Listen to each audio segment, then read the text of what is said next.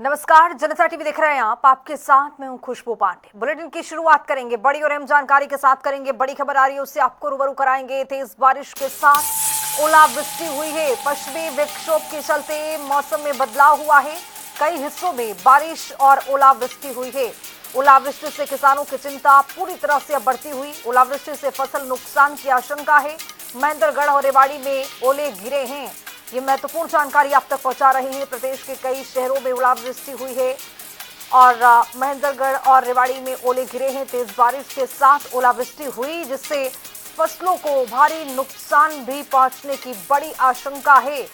पश्चिमी विक्षोभ सक्रिय हुआ है। कई हिस्सों में बारिश और ओलावृष्टि हुई।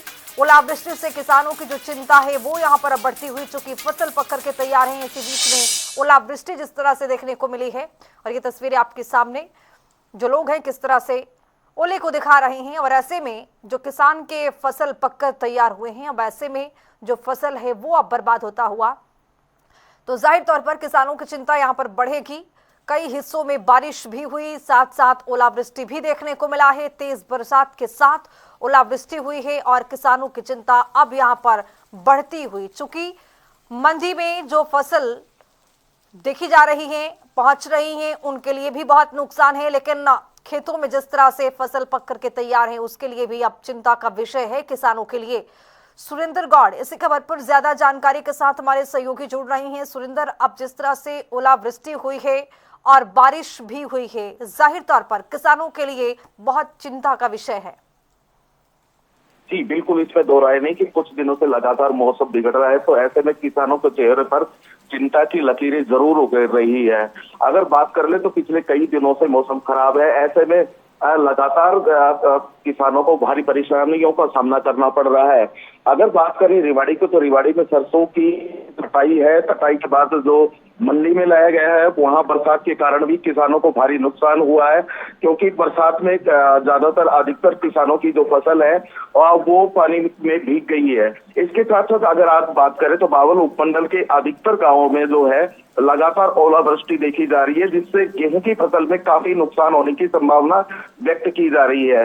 लगातार अगर बात करें तो सरसों की कटाई जा रही है, तो ऐसे में सरसों की फसल को भी कहीं ना कहीं नुकसान होता हुआ दिख रहा है। लगातार अगर किसानों की बात करें तो किसान पिछले कई दिनों से लगातार जो मौसम की मार है उससे दो चार हो रहा है। ऐसे में किसान कोशिश कर रहा है कि जल्द से जल्द अपनी फसल को काटा जाए, क्योंकि जो सरसों की फसल है वो बिल्कुल पककर खड़ी हुई है। वहीं जो गेहूं है वो पकाई पर है।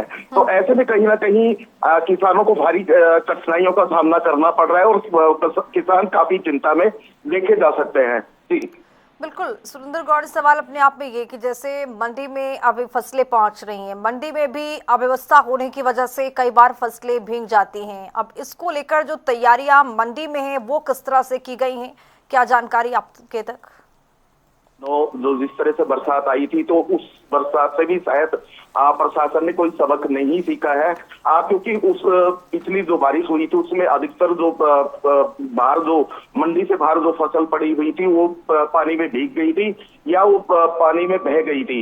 ऐसे में प्रशासन को कहीं ना कहीं सबक लेना चाहिए था, लेकिन उसके बावजूद इस तरीके की अभी व्यवस्था नहीं देखने को मिली, क्योंकि जो टीन शेड है उसमें व्यापारियों को जो खरीदा हुआ माल रखा हुआ है, वहीं जो बाहर जो फसल बेची जा रही है वो पानी में भीगने को मजबूर है। हालांकि आज अवकाश है, अवकाश होने की वजह से आज किसान अपनी सरसों यहाँ लेकर नहीं आए, क्योंकि लगातार सुबह से ही मौसम बिगड़ रहा है। तो ऐसे में आज कहीं ना कहीं अनाज मंडी में तो फसल नहीं भीगी है किसानों की, लेकिन ओलावृष्टि से जरूर नुकसान हुआ है। जी बिल्कुल, सवाल अपने आप में ये भी कि अब सरकार गिरदावरी भी कराती है सुरेंद्र, तो सवाल ये भी कि अब जिस तरह से फसलें नुकसान हो रही हैं और बरसात की मार झेल रही हैं, ओलावृष्टि हो रही है, सरकार आखिर किस महीने में गिरदावरी कराती है? और इस फसल का अगर मुआवजा मिलना हो, किसान परेशान ना हो, तो इसके लिए सरकार कब से गिरदावरी कराने शुरू कर देती है?